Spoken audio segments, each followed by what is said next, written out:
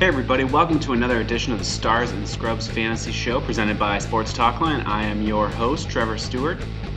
We are diving in this week, continuing in on our draft recap and forecasting what their fantasy value may be for this upcoming season. We'll start with the Bears in the NFC North.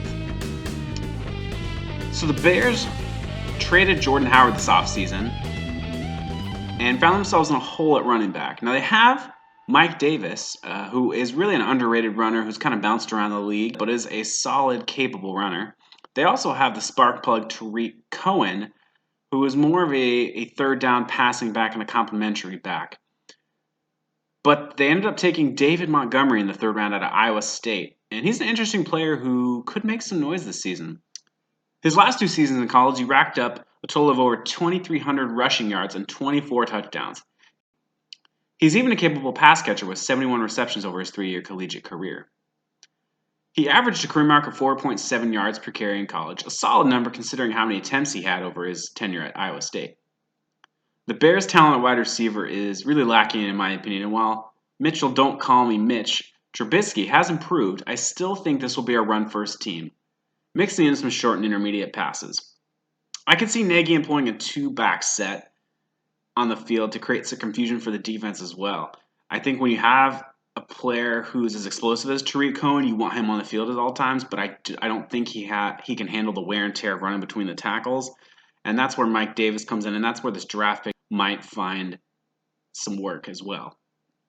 But if Montgomery can show in camp that he can hang, he could be a real hidden gem.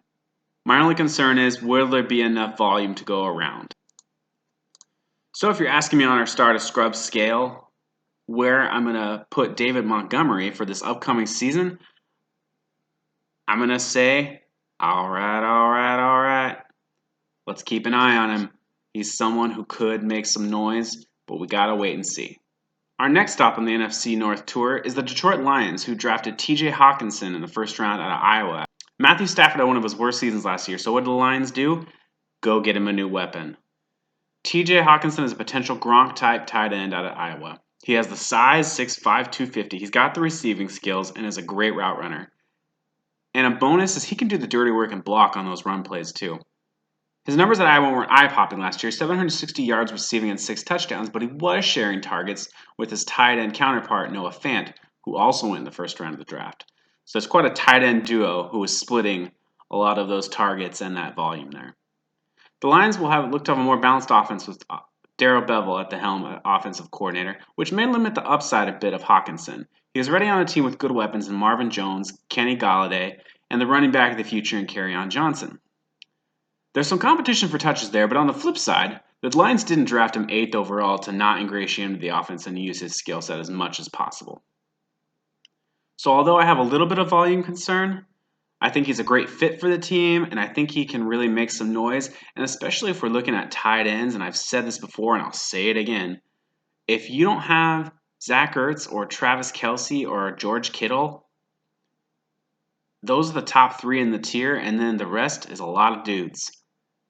So you could do a lot worse than taking a shot at TJHockenson next year on a team that will want to throw the ball, but now at least they have a threat to run the ball, which is going to make teams have to respect the run a little bit more. If you're asking me on our starter scope scale what I think of TJHockenson, I'm all the way up to I'm really interested.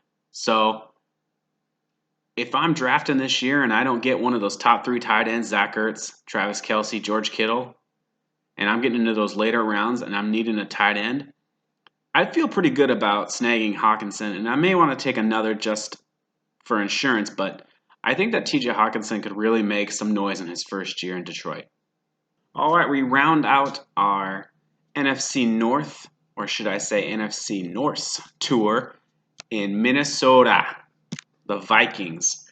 We stay with tight ends. They took IrvSmithJr in the second round out of Alabama, and there's a lot to like about the junior out of Alabama. First, he played in basically a pro-style offense for a Nick Saban coach team.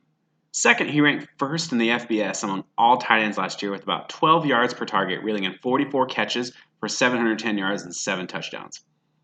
While he isn't the 6'5" Gronk-style tight end that we're seeing emerge from the collegiate ranks, Standing at 6'2" and 242 pounds, he is a great route runner with good instincts and can separate from linebackers in coverage.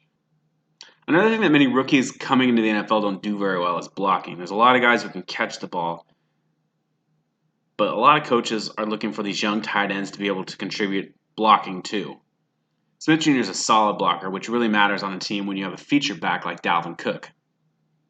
Now, this was early in the offseason. His stock would be even higher, but now that the Vikings have agreed to a Kyle Rudolph extension, his probability of breaking out into a full-blown star has dissipated. However, I still see him as a potentially useful player. While the Vikes have two top 20 wide receivers in Adam Thielen and Stephon Diggs, they really lack a legit third wide receiver. Laquan Treadwell, who looks like he sticks his hand in a tub of movie popcorn before each game, has the highest drop rate in the NFL last season. So it wouldn't be really crazy to see the Vikings employ a two tight end formation with Rudolph and Smith Jr. on the field, along with Diggs and Thielen, with Cook maybe running routes out of the backfield. The Pats had some success with that model with Gronk and Hernandez a few years back, and it can create some real nightmare matchups for the defense, especially if you have linebackers who can't stick with some of these faster tight ends. So I think he's a good fit for the Vikings, even though they re-signed Kyle Rudolph. I still think that, again, because they don't have a great third receiver, that some two tight end sets make a lot of sense. So we'll see if they employ that this year. I don't know how much volume he's going to get because, like I said, there are two top 20 receivers there, a star running back. But I think that he could still make an impact. So, again, we're talking about tight ends, a shallow position. Although he may not even be the best tight end on his team, I'm still pretty optimistic that he could turn into a viable play.